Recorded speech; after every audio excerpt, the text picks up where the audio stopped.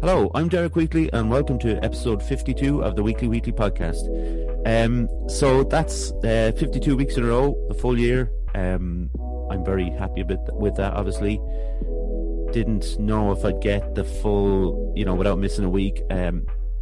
Obviously, a big shout out to John because he's got the episodes out there on time every Wednesday, except for 2 weeks ago where he missed it by 10 minutes, and I was very unhappy with him. No, I wasn't. He was just he was sloppy, and he knows it, and we've spoken about it. But also, thanks to Philip, the Honey Badger Mulpeter, for the episode last week. It was a pleasure to talk to him about all things MMA, and obviously we chatted a bit about Conor McGregor. Unfortunately, he didn't get the win last night, but we talked a bit about what Conor did for him, and it was a really interesting episode. It got a great number of listens and a lot of feedback for me, and for more importantly for Phil. So I'm delighted with that. Thanks to all the people who have been in the trenches for the last 52 weeks, who have listened to all 52 episodes, right? Every minute I'm basically talking to my mum here, but thanks to anybody else who did some of the heavy lifting and listened to some of the episodes. This is the good thing, and this is what I love doing about this podcast.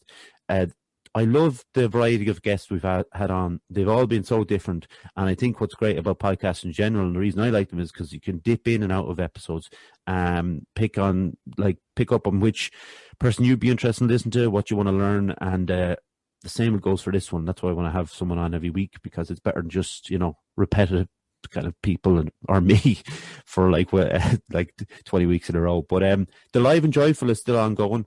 We'll be doing that on Instagram Live. You all know that. Keep an eye out for it.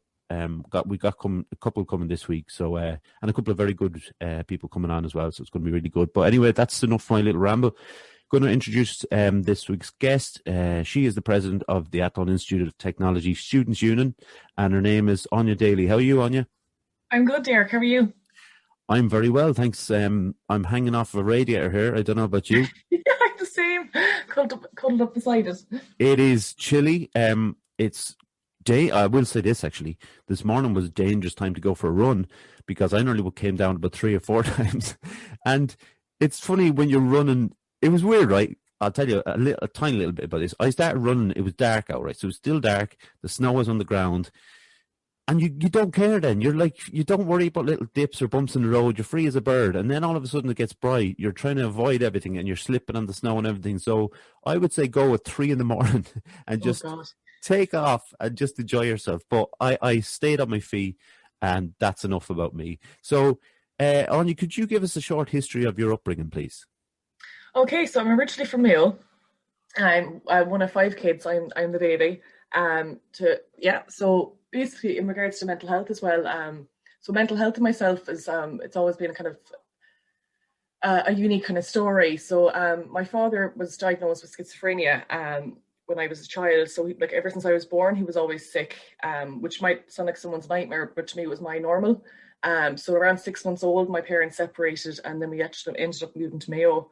And then my mother had her own struggles with mental health. Just the fact that I'm exceptionally proud of them for getting through it, and just being positive throughout. And then I kind of came to AIT then back in 2014 to study social care, which was probably the best decision I've ever did, and I'll never look back. I'm kind of AIT Athlone's problem now. I'm here 7 years. So then, because obviously the next question is always when you became aware of mental health. Obviously you became aware of mental health when you were very young.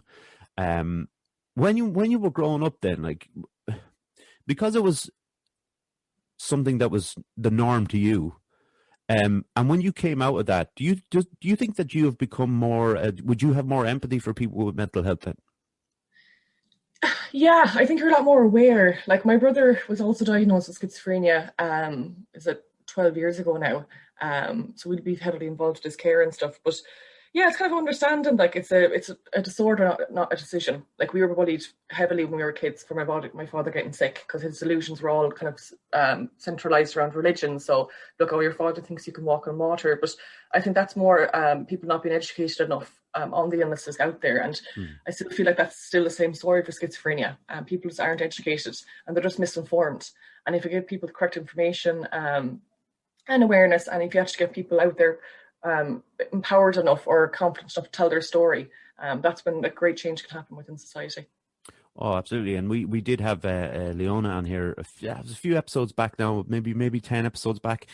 Maybe not quite that many actually, but she talked about her experiences with schizophrenia as well. And we talked a little bit about those kind of mental illnesses like bipolar is another one where I think it's very much the people who don't know about it, they only know about the very, very if you were look at the top line definition of a mental illness, they would know what schizophrenia was or bipolar was. But, like you say, getting the people out there and talking about it and being open about it, when it becomes like a human, when it becomes real rather than just something written in a textbook or something like that, I think that's when we'll kind of start learning from it. But I understand also that it is very, very tough for people to come out and talk about it still, even though we're all getting better at it.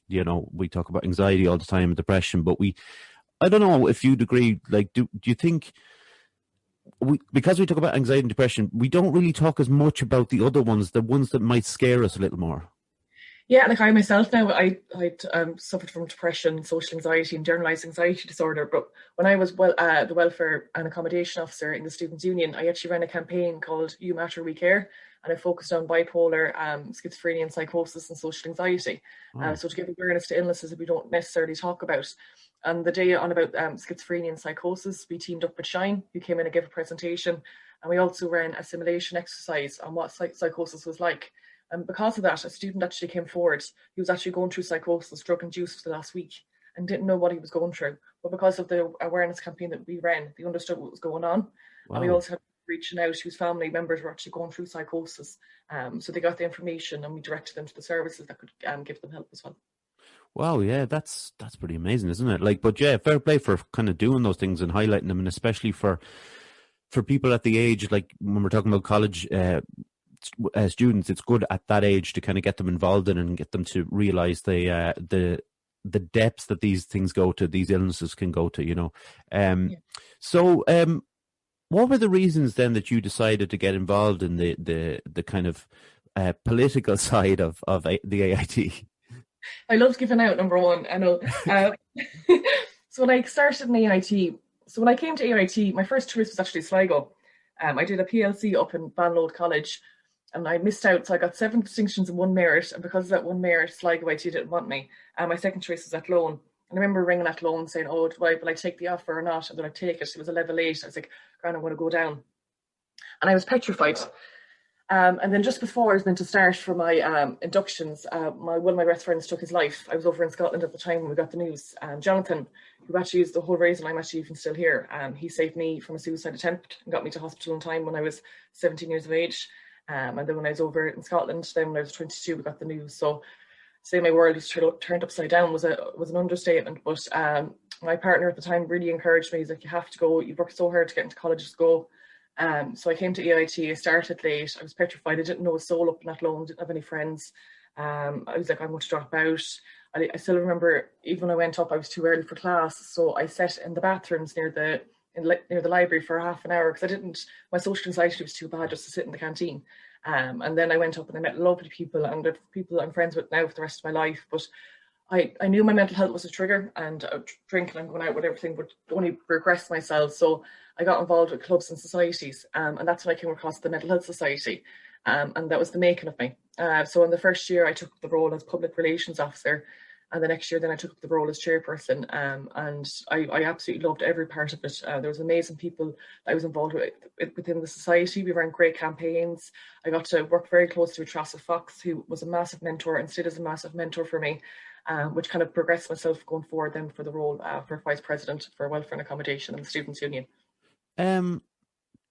You see, well, I'm trying to picture myself in the position you were in, right? And I can understand the things sitting in the bathrooms and all that. I can fully understand that. But what I can't understand is the fact that you decided then to take on these things, or like even to enter these societies. I know the reason you did them, but it like if you're experiencing anxiety and stuff, like how much did you have to push through that to get into those societies? Well, the Mental Health Society is kind of like my safety net. I kind of found my tribe because we all had mental health issues. So I wasn't abnormal. That was my normal. So I kind of, it was like a really big, massive safety net and very supportive people within that society. And I loved it. And I kind of gave myself a lot of forgiveness for myself. and everything I was going through, but then also being aware of my triggers as well. So I definitely think it was the making of everything, even up to now. If I didn't come to AIT, if I didn't get involved in society when I did, I don't think I'd be where I am today. Well, you can't speak more of it than that, really, can you? So then you were the Vice President for Welfare and Accommodation. What were the responsibilities in that? So you'd be kind of the first kind of point of call for students who were going through anything with mental health, sexual health, drugs or alcohol, finances, accommodation, or anything to do with their safety. So we work very closely with the counselling, the nurse, and the student support within the college. But along with that, you're kind of the representative voice for welfare. So you kind of bring forward the issues, and you sit in national kind of committees or local committees to do with mental health, and kind of work very, very closely with mental health services in the college. And then you kind of get to run campaigns. So I loved running the campaigns. I loved campaigns within that role. So it was Do You Matter, We Care. There was what was the disability one? I really loved the disability one. Let's see, the ability, Disable the Label. I love that. So we had a woman down from she was a barrister in NUIG. Oh my God, I can't remember people's names, but she was amazing. And it's because of a student she came down, and that student actually went off and followed the same career path in law to do a master's up in DCU. You suffers from epilepsy herself. So it's understand with the role you can really empower students to kind of go forth and become the people they want to be, and understand the barriers you place, so just they can easily come down. How good are that good isn't the right word, but we'll go with it because I can't think of another one. But how good are students that coming forward when they are suffering some mental health problems? They're good. This year now, I think this year is a bit different because, like, even the fact that we're not even on campus, and a lot of students aren't on campus. But the college have been very proactive in that. So the college, they've kind of switched other services to online, so Zoom meetings, telephone calls, and they also do wellness checks each week, calling into students. But in the normal kind of run of the day where there isn't COVID, students would be good. I think people's friends are the best thing, best support network there, and they direct students towards ourselves because they understand that we're kind of the travel agents. We understand where all the services are and where you can go. But there's a great kind of partnership developed between ourselves, the counselling services, and the outside external agencies as well, like Samaritans and any board and the HSC. So it's understanding that we're all working together. But yeah, no, the students aren't necessarily good, but there's a few that fall through the cracks. So we just, that's why you keep pushing with your messaging. And a great service that's actually out now, which is a 24/7 text service, which is 50808, which is a 24/7 text line service, which is available to everyone. But if you text AIT, it kind of feeds back data then into AIT, so they can actually improve their services going forward. Yeah, I think those services are great. I did see that actual service on. It must have come up on my Facebook page or something.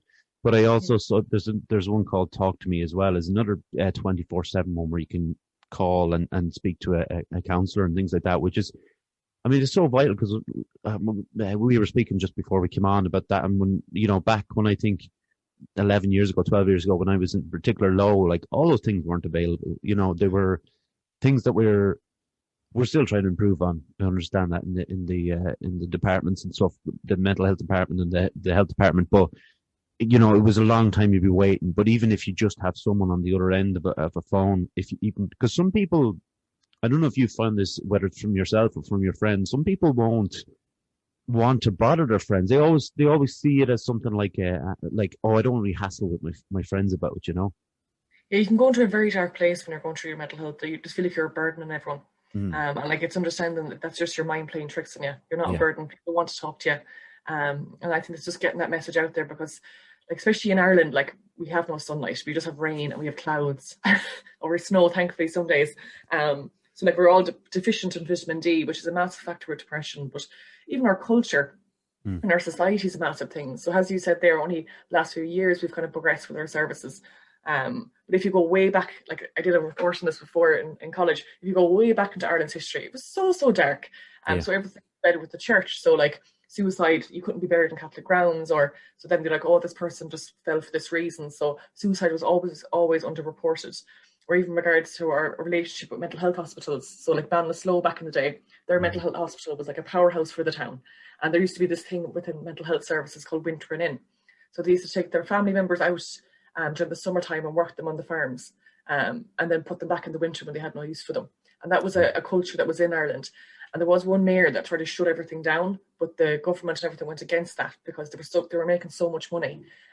So I can't remember the numbers now, but the actual town, the population of the town were either benefiting from the hospital being there or who worked there. But like, it's only, say, in the last 20 years or so that things have actually started to change within our society, and I'm so thankful for that. And even ourselves, in the last 5 to 10 years, things are progressing to make mental health services a lot more accessible, and we're talking a lot more about it. And I'm so grateful, because the statistics that we carry within this country are frightening. Like, we're the third highest in Europe for young men taking their lives, and we shouldn't have to carry that burden. Like, I think Irish people are the best people in the world. I think we're very welcoming, very supportive, and we love a bit of crack, but it's just been easy on ourselves. We're very hard on ourselves and other people, and just lifting that barrier, because there's no need to be. I agree. We are very hard on ourselves, and because the whole thing about the crack, there was this thing that it's always gone on. Certainly, it's always gone on in my lifetime, and I'm sure it's gone on well before that, where you don't want to be the one who spoils the crack. Like, you want to be part of it, and when you see that you might spoil the crack, that's when you would become withdrawn. And like you said just there, the whole idea of being a burden and stuff. The depression is telling you that, and it's that whole thing of it's holding you down, and it's all the stuff you enjoy is going to be hidden away by your depression, and it's one of those things that it just eats itself, and I think that's what the brutal thing about depression is in particular. So like, if you when you were in that role, actually, sorry, the Vice President for Welfare and Accommodation, how long is that? Is that a year? Yeah, so you run for election every year. Okay, so you run for election. Yeah, so you have to be voted in by the student body. Okay, how many's in the student body then? Just 6,000. 6,000. And so you've got, like, I don't know if you've ever seen the film Election, have you? No, I'll watch it tonight though. You should. It's so good. But it just reminds me, it's about, like, if people don't know Election, I'm not going to spoil anything, but it's Reese Witherspoon is running for election. She's in school. Matthew Broderick hates her as a student, and it becomes a battle between the two of them. But I had this picture in my head of that happening out in AIT, but I wasn't sure if it was a vote. But so what do you do then on the campaign trail? What goes on, like? So the nomination's open for the roles, and anyone can put themselves forward, but you have to be a registered student of AIT.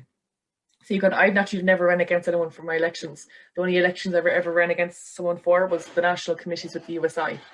But within AIT, I haven't run contested yet. So I don't know. It hasn't been that bad, but with social anxiety, it has been as well, because you're kind of more focused. Oh, am I the best person for this job?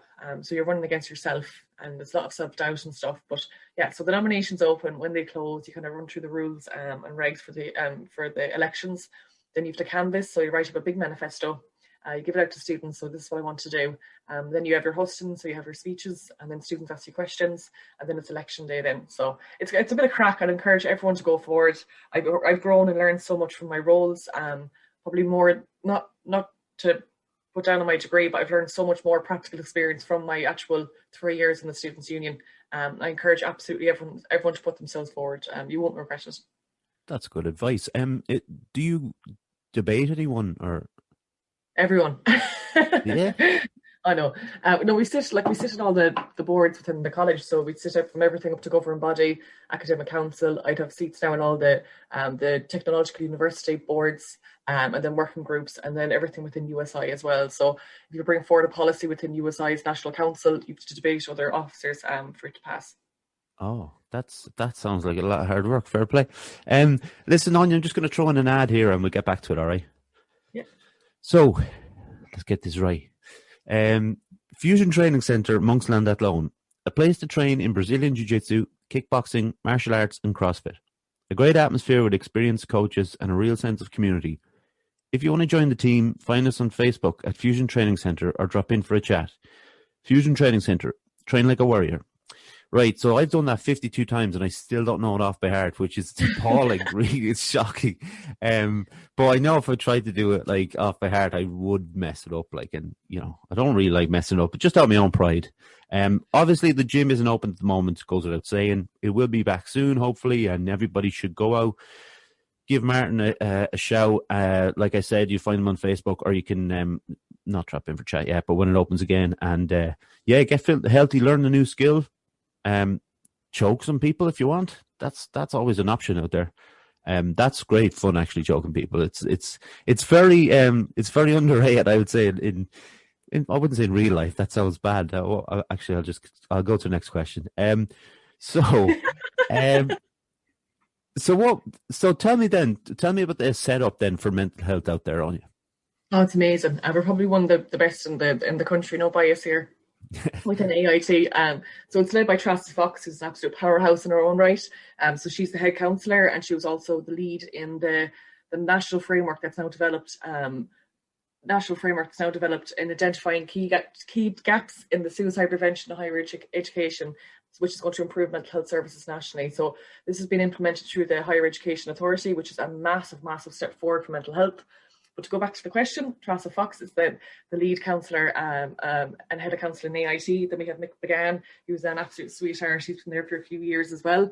We have Deirdre, who's new to the team, and we also have Helen Carberry, who is another counsellor in AIT, along with a team of interns as well that do amazing work within AIT.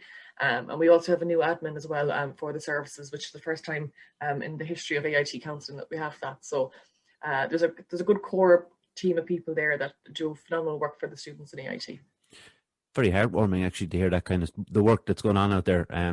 Because obviously we know I actually didn't know that there was 6,000 people. 15,000 now come September. That's mad, isn't it? Yeah. I just never went to college, so I don't know the extent of things. Like I went to the bar out there once. That was about it. So like, have you heard anything back then from the students with regards to that mental health services? How good it is? Yeah. They actually conduct their own research every year. Okay. We have a really high percentage of students nationally compared to other colleges that actually engage with the services. But even that, there's a national survey conducted every year in each of the colleges called the Student Survey, which students fill out, and we have the highest participation rate in the country. And we also come back the most satisfied students in Ireland. And that is down to the interaction with lecturers, but also the support services within the college. So they really value the people within the community in AIT because they care. People care in AIT, which is a really positive thing, and which is why I'm still there 7 years later. Do you think like that of how good the setup is out there will also benefit the professors out there? You know, the lecturers out there.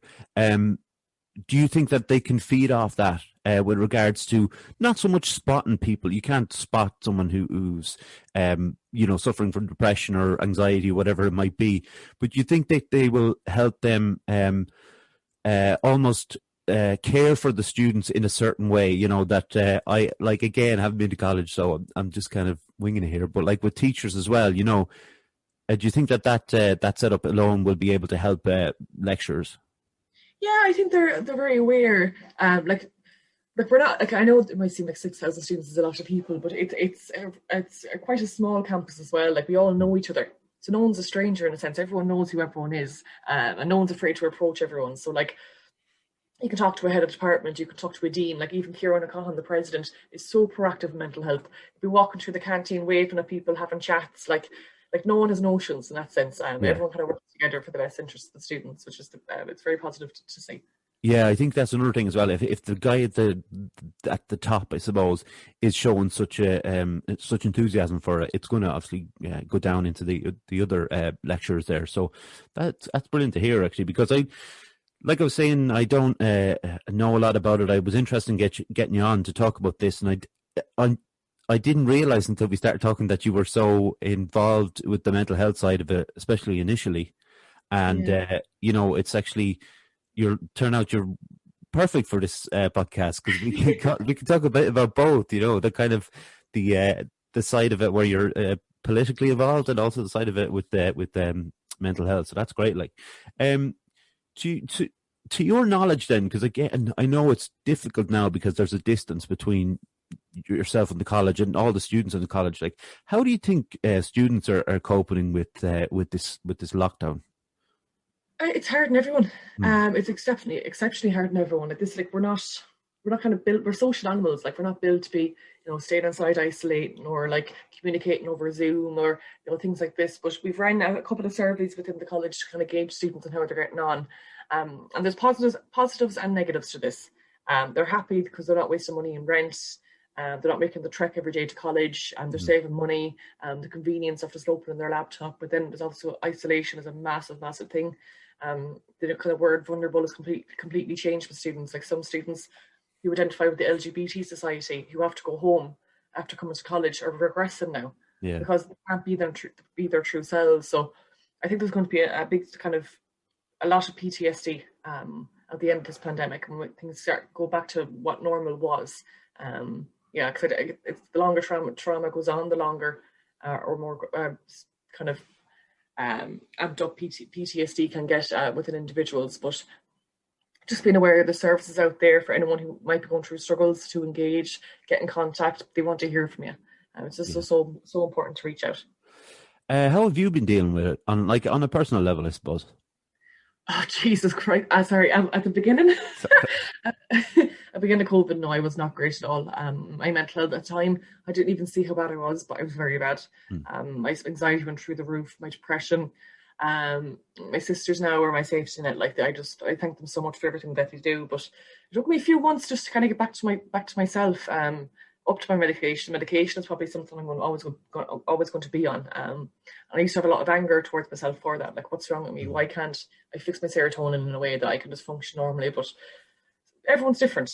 Yeah. Some people need medication to, go on with their life. But now I feel a lot more empowered, a lot more. I know myself a lot more, and like what I'll take and what I won't take, and I understand my own boundaries now. So I think it was probably the best thing for me. But at the beginning, it wasn't great. Yeah, I've been obviously with doing this podcast, I've been talking to so many people about the effects, like the mental health effects of here and now, and then obviously like how it will go on in the future. And I think actually medication is another thing it's quite an interesting thing to talk about. When I've been on this podcast again, I know some people are very, dead set against medication. Now, a lot of the people who are dead set against it that I've talked to haven't been asked to go on, you know what I mean? They haven't been diagnosed with, say, a mental illness and then told, we need you to go on this, or we need you to go on that. So they're just saying, well, I wouldn't take anything anyway. But it's very dismissive. You can be dismissive like that if you don't need to take it. But I understand at the same time that people who do have mental health difficulties need to go on, and they're reluctant to do it because the story on you. People will say like, you'll be zombified and, you'll be doped out of it and all that stuff. And when I talk about, I'm on quite a number of medications. I think it's 5 or 6 for the two different things. And I don't have a problem with it because it's helped me, and I've known that it's helped me. If I thought it was being disruptive in any way, I would obviously cut down on it or ask to be taken off a certain one or whatever it is. I do know it helps me. Sometimes I do feel very tired from it, and sometimes I'm like zombified is probably a bit too much of an extreme, but sometimes I'm a little bit dazed or whatever you might want to call it. And to be honest, if that's what I have to put up with to feel a bit better, I'm okay with that. In certain times, like would you be similar? Yeah, it's kind of trial and error with different brands as well. Like some of the stories with some of them. I remember when I spent 2 times in hospital for suicide attempts growing up. But back when I was 23 was the last time I was in there, and the medication they kind of put me on, I don't know why I'm laughing, but I sleep like you couldn't wake me. I was out for 12, 15 hours, and if you tried to come near me, I swear to God, it was run for the hills. But I had to get off it because I wasn't even waking up for college. But the medication at the time was the best thing for me. Like my appetite completely went before that, so I kind of put on weight. I kind of found my self-confidence again. But the medication I'm on now, it's good. It's more of a serotonin boost, but my pupils go all black, so it looks like I'm on drugs all the time. But it's something I'm okay with, because at the end of the day, of course, it's throwing serotonin into my body. It's making me kind of function at a normal level, and like if that's the kind of side effect of it, I'm happy with it. I don't mind it, because my mental health it's very, very strong now. It's probably the best it's been in a long time, which I'm very happy with. Because you talked about the black, my pupils go the same, right? They're like, saucers. And I started in jiu-jitsu about 3 years ago. And I remember, like, when I spoke about John to start on you, he's he's the other half of the double act for the podcast. He does the tech side of it. But he's my coach, one of my coaches in jiu-jitsu as well. And I remember I was talking to him one day, and the other people were getting on with it, and I was just chatting about something, and he said, "What's the story with your eyes, man?" And I was like, "What do you mean?" Like, he says, they're black and they're huge. And I was like, "Oh, yeah. Shit, yeah." So then you kind of just say, "Oh, yeah, I'm take medication and stuff like that." But yeah, he's right. Like, I didn't notice until he said it to me. And then when I came home or whatever, it's always at nighttime. They just go bang, they go black all the way around. But I mean, minor concerns. When you talk about your mental health, what size your pupils are, but yeah, I like. It is a tricky subject. I understand it's a tricky subject, but I also believe that, like we're talking about it here, like it's just the most natural thing, which it is. It's just one of those things that we do to make us feel a bit better. And I think the conversations need to be had as well. I think the conversation needs to be had because there is still the idea that that's big pharma trying to control you, because there is people go to those links of like big pharma are after me, like what do they want from me, But it's that idea. Yeah, I think it's the same as anything with mental health. All the different things that go along with it. Like we talk so much about the podcast about fitness, but it's just important to talk about medication, about good diets, drink plenty of water. All those things are like,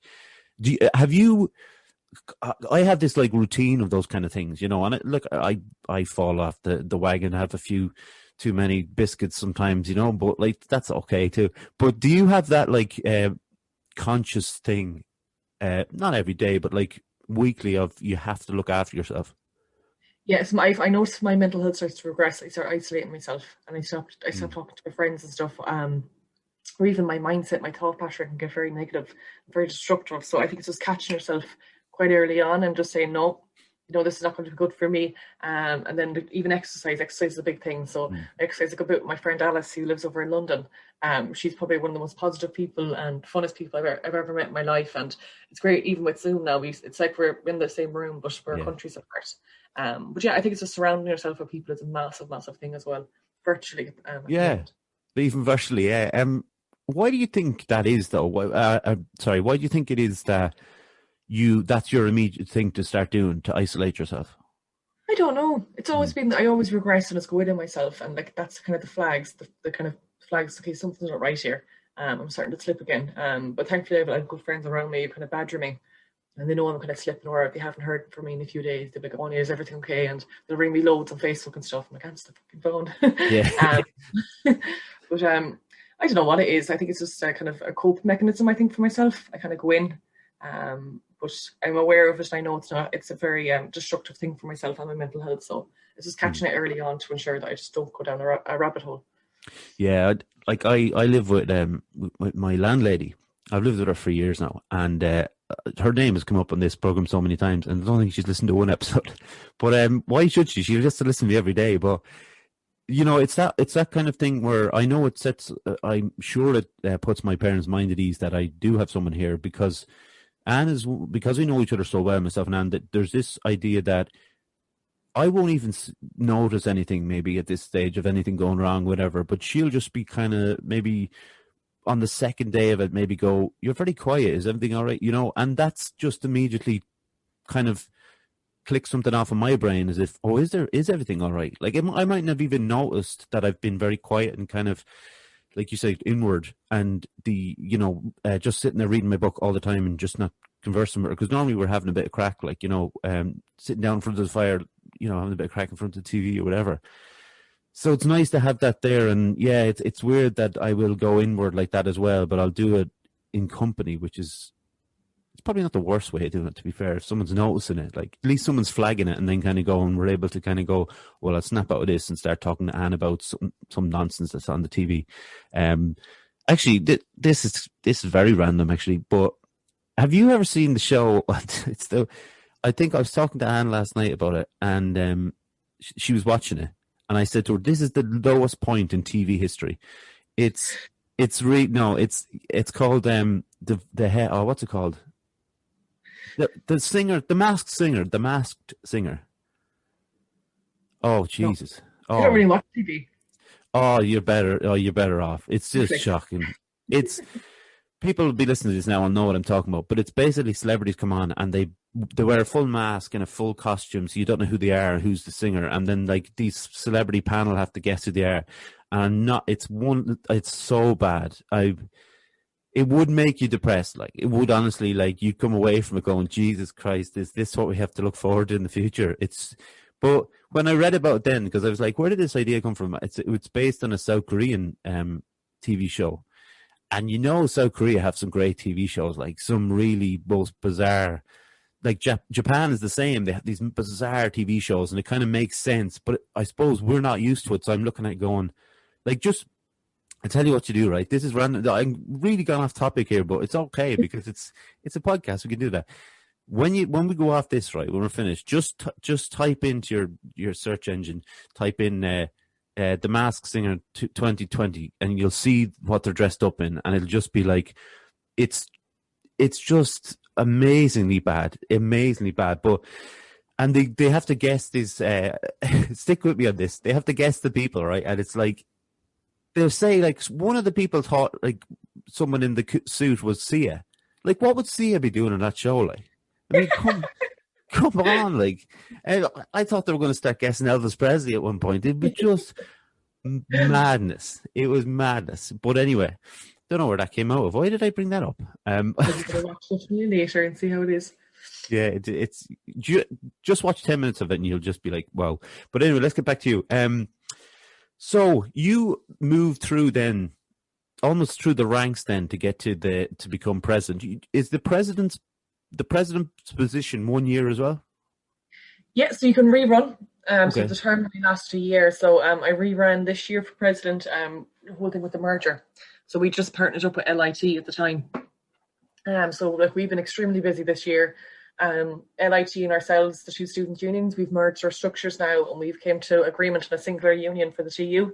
So we have a constitution and schedules drafted now. So we're just working with their solicitor and then we're going to a referendum and then our overall elections then for the TU. Okay, and so is this your first year then? No, or have you done it before? I have 2 years, so I'm 3 years in the student union, but I could run for one more year and then I have to leave.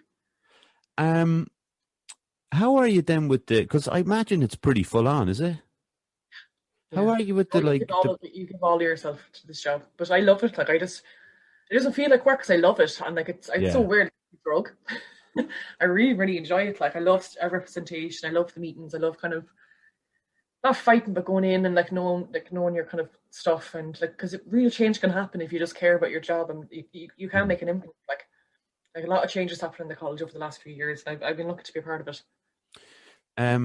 So that's what I was going to say, like, because I suppose when I think of anxiety and things like that, like all the like extra pressure that you put on yourself and the extra responsibilities, but like you say there, if it doesn't feel like a job, then it's an enjoyable thing. I love it. I don't know if that sounds sad or what, but I just love my job. I get a great enjoyment out of it, and like every day is different, which is a great thing. And I think it's been included in so much. So we're part of a regional university network as well. Ourselves, Limerick, and 6 other colleges in Europe. And then I was chosen as the student representative for our college. So we got to go to Brussels last February, where we kind of designed our own kind of student representative structure for this new European organisation. And then back in November, I represented over 75,000 students at a European event virtually, which is something I never thought I could do. So it's like, yeah, there's opportunities there. It's understanding, like, would you have more regret for not going forward or more regret for doing it? And I'd have more regret if I didn't put myself forward. So I just keep that mindset going, it's going to be over soon. Just put yourself forward and you're going to fly it. So, yeah, I really like my job. Good on you. I think, like, forget about, like, anxiety or whatever, but, like, as a kind of a medical condition as such, but, like, just the nerves of having to go in front of that, represent all those people on an online thing. How was that? Oh, petrifying. Less than 12 hours. I was speaking for about 20 minutes. I was so nervous. Just before it started, I was doing power poses in the office, and I was like, yeah, I can do this. But I practiced a good bit with my friends on Zoom. I was like, am I saying things right? But even like the slow down. So I speak very fast. And at the European event, you have to slow down, Mm, otherwise they can't understand you. No, I enjoyed it. I got through it. I think it's just all about mindset. Going, they don't know what I meant to be saying. So you're fine if you fall over a word or if you don't know this yeah. word. I had a technology issue in the middle of it, sharing a screen. It's grand. I wanted the ground to swallow me up at the time, but at the back of it, the feedback I got was extremely positive, and the staff within AIT were just so supportive. Like all the text messages I was getting, even from the president of the college, saying how proud they were, and like that in itself, I was just like, I'm so lucky to be a part of the college I am. It's a really a nice endorsement, like for the college when you're talking about things like that, like that you've been part of for so long, I guess. What did you say you qualified in? Social care practice. Social care So, practice, yeah, so I graduated back in 2018. and that you in working in that kind of environment now? No, the students' union. Our jobs are full time. Oh, they're full time. Yeah, we get paid. Oh, nice. No wonder you love it. I know.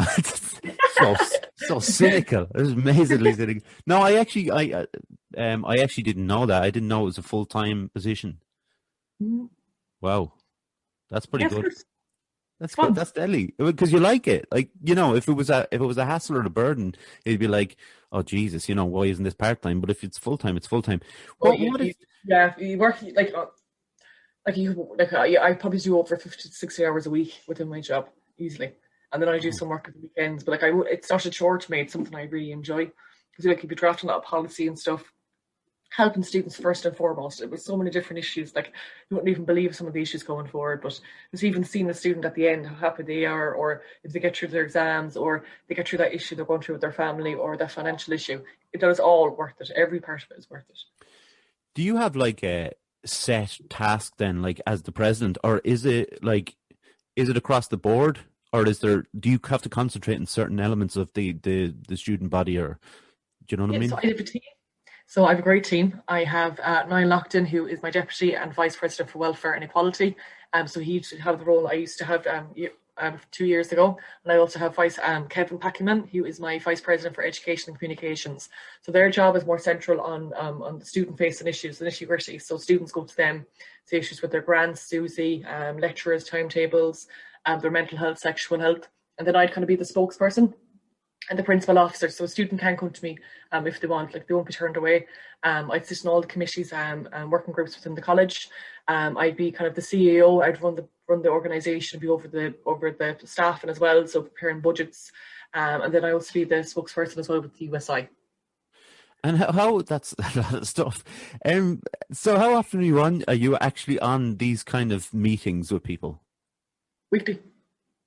But is Yeah. it like say on a day, would you have to do one every day?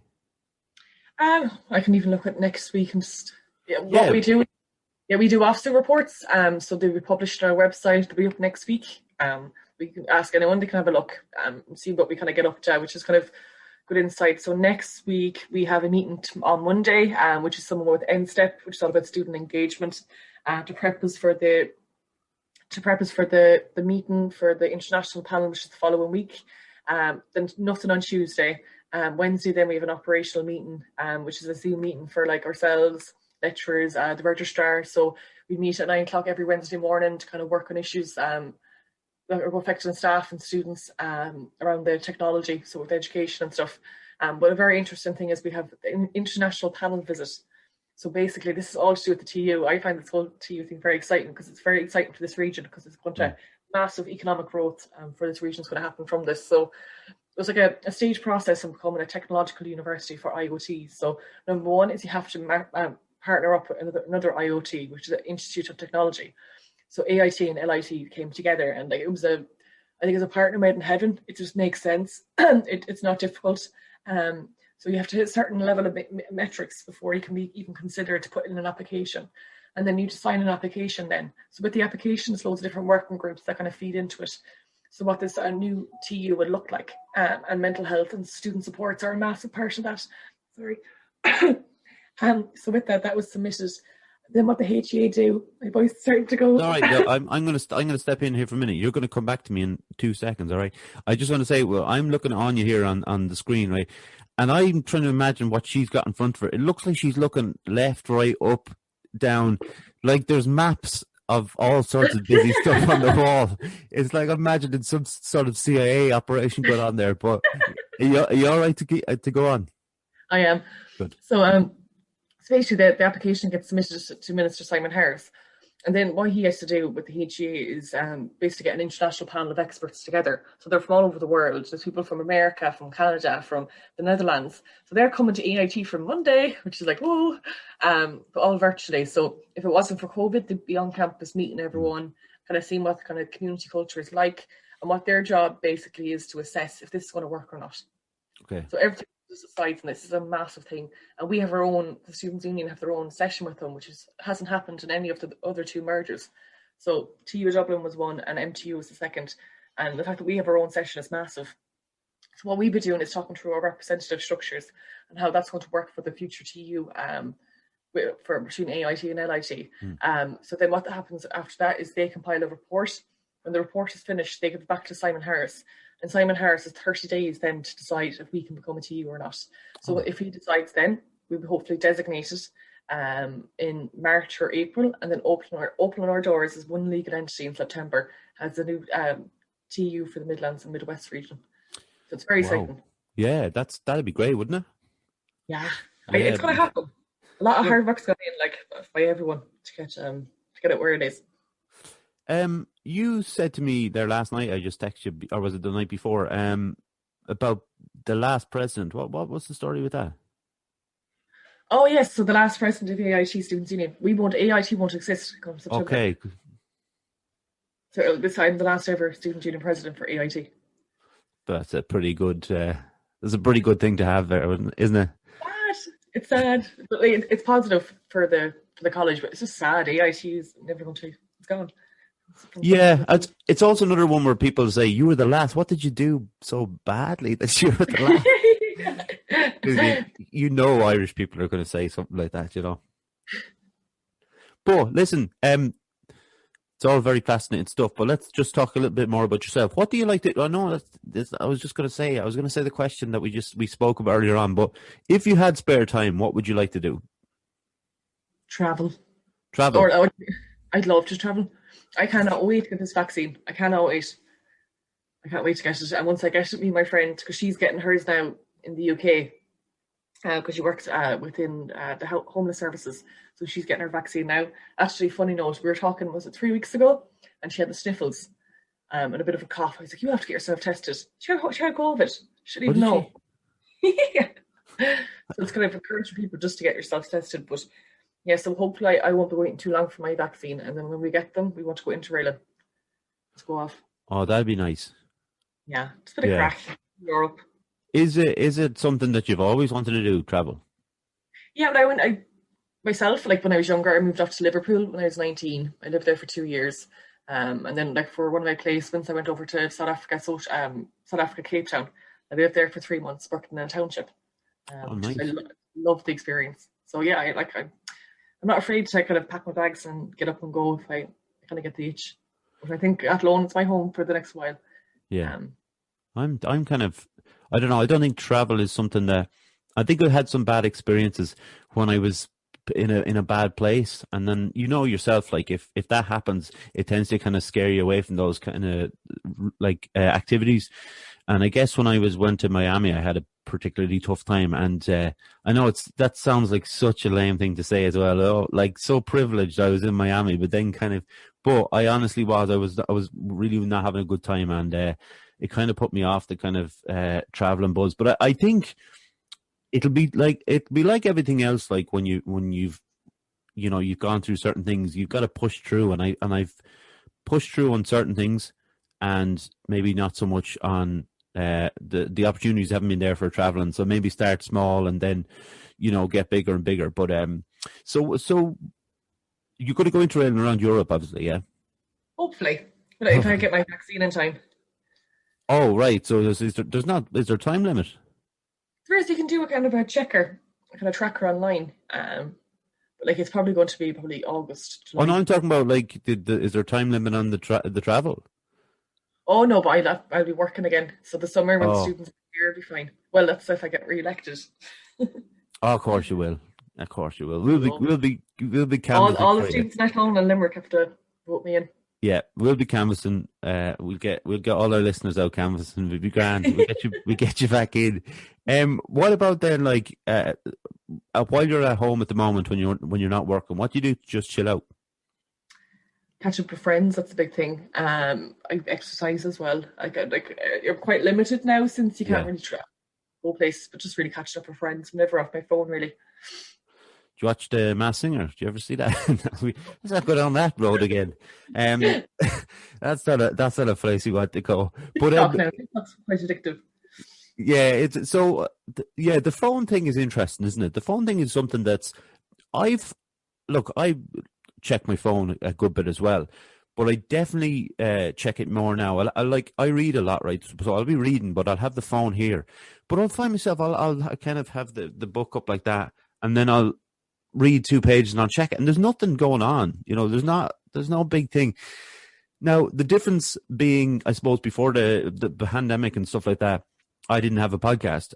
So, like it was just myself. So who was ever contacting me was a personal kind of thing rather than someone contacting the podcast, which I had to respond to then, through it. So it's different. But I think the phone thing is, do you, because there's people always come on and give out about the phone. And looking at too much social media and stuff like that. Has it ever affected you, do you think? Oh, definitely. Has it? Oh, yeah, no. yeah. You kind of step away as well. Like I'm probably one of the worst people for writing back. Oh, right, you wait, like. Yeah, I'm like, I can step away from social media as well. I'm like, no, I just need a break from it. And like, it's okay. You can step back, kind of get yourself kind of a bit better, and then kind of go back into it. But I think the phone is a positive thing as well. Like you're very connected with people, even when you're isolated. And like you can use your phone for positive things. So I watch a lot of funny stuff. Like Yeah. kind of pick up. I love animals. Like I love watching cats just getting themselves in the weirdest positions and situations. Well, listen, actually, no, that you mention it. My next guest is going to be a guy called Collie Ennis, and he works up in Trinity. He's an expert in arachnids and insects. And I heard him on the Blind Boy podcast, and I thought to myself, I might just give him a text, or reach out to him on Instagram and see, because it'll be cool. It's again, look, like I said at the start of the show, it's all completely different. Like last week was an MMA fighter, and now we've got you, the president of Students' Union in AIT, and next week's going to be a dude that's an expert in arachnids. That's good. That's a good range, I think. But I reached out to him, and I have an interest in animals. I think it came from my dad. He's fascinated in the David Attenborough programs and things like that. He kind of watched them all really, and I don't think I had a craving to ever own loads of cats and dogs or anything like that. But I certainly have a big interest in just watching animals knocking around the place. Whether it's a zoo, one of the programs at the Irish Zoo and things like that. And I think it came from him, and he still has a fascination. So I thought, when I heard this Collie Ennis dude, I was like, this guy's such an interesting guy to listen to, as well as what he's saying. You can hear the passion in his voice. It's like when you're talking about the college, you can hear animation in your voice, and that's a sign of a good person to have on to represent that kind of particular body, but someone who you will always listen to. If someone's sitting there going, yeah, and then I'll do this, and then I'll do that, in a monotone voice, you'll just knock it off, because it'll just bore you. So yeah, do you have any pets? Are you allowed to have any pets? Not where I live, but there's 2 stray cats out the back. I go out and feed them and stuff, but I keep even when the weather was bad. So one of the stray cats, he doesn't mind. He goes into the neighbour's house, but the other one won't go into any house. He's just petrified. So when the snow got really bad, I tried to throw one into the house, and my God, did the cat turn on me. So I just won't do that again. But no, I'd love to have animals. My 2 sisters have animals. My sister has a little dog, Millie, and she's just so spoiled. She's a mixture of a Maltese and a Shih Tzu, and she's just absolutely spoiled rotten. She gets everything she wants, but she's an absolute petal. She's just a very sweet dog. But once I can, I'm definitely going to get animals. I love them. Do you know what I miss really since I've been in this? Well, I've missed a few things, but since the pandemic started, I miss seeing my nieces and nephews when I can. Do you have any nieces or nephews? I do have a niece and a nephew. So my niece is 16 now. So when she's 18, I'll be 30. And then my nephew, then he's going to be 13 this year. Oh, they're the best people. Yeah. And do you get to Zoom them? I saw my nephew at Christmas. I didn't see my niece now at Christmas, but it's all like over the phone. Yeah. Everyone's kind of, like it's like everyone. People aren't too far away once you have like WhatsApp and stuff. You just video. Yeah. It's not the same. Yeah, it's not the same. But like, I suppose they're old enough. Like my eldest is now 13. My niece is 13. But there's six. There's four girls and two boys. And my youngest is one, and for the most part, they're all too young to be on WhatsApp and all that. So it's kind of, at the moment, it's just like, actually not being able to, you can do a video call, but they look at you for a minute, but then they'll go, they'll disappear off. Like, so yeah, I've always been, I've never been one to want animals or that, like, but I've always loved like just babies and kids knocking around the place and all and having a bit of crack with them or whatever. I've none of my own, but like it's lovely to have the six of those, like, to kind of just see. So I have been missing them actually quite a bit, I've missed a few birthdays. One of their birthdays is now during the week as well, so it's kind of unfortunate. But look, again, it's not one of the major concerns in the world, It's just we've to do other stuff. But listen, what are one last question? I'm gonna let you go, and you have to need to look after your voice because you've got big meetings coming up. Just on the back of what you were saying there, I think even going forward, we won't take for granted the little things. So we're not going to take granted for visiting our family or with a cup of tea or that chat we're going to have with someone in person. And I think that's something I'm really going to take forward. Coming forward from this pandemic and everything, I'm really going to appreciate the little things going forward, because I like you understand how important they are to you and the way you feel and the way you like what you love about society and everything. Yeah, I think we certainly won't take for granted people. I think you realize how important people are, and when they're always there and you can go and visit them and they can visit you and all that, you lose you lose that sense of how important they are. But obviously when they're taken away, you're like, oh, I can't go see my dad, I can't see my mom, can't see the nieces and nephews and that, whatever. So it's, I do agree with that actually, and I think there'll be, like you said at the start of the episode about, the PTSD side of things, that people will suffer from it.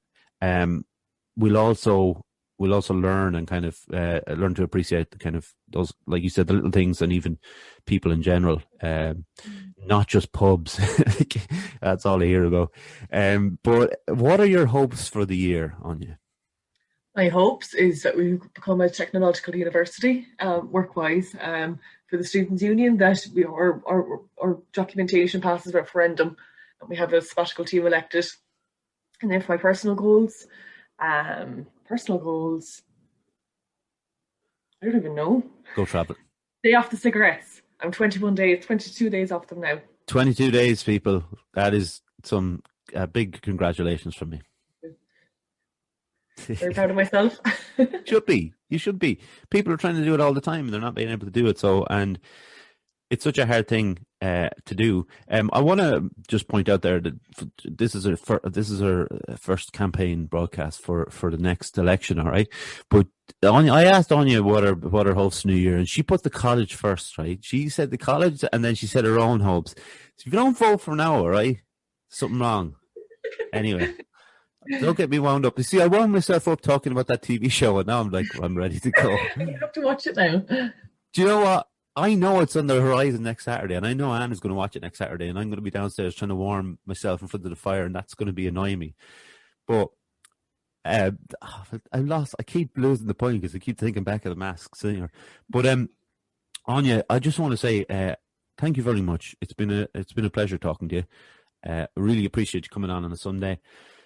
And for explaining to me what's going on out in the college, and the very exciting and important work with regards mental health, especially when we talk about it so much in this podcast, and especially that not just that the college it's big now. If it does go through for you, and it becomes a university, and it's going to be, what did you say it was, 15,000?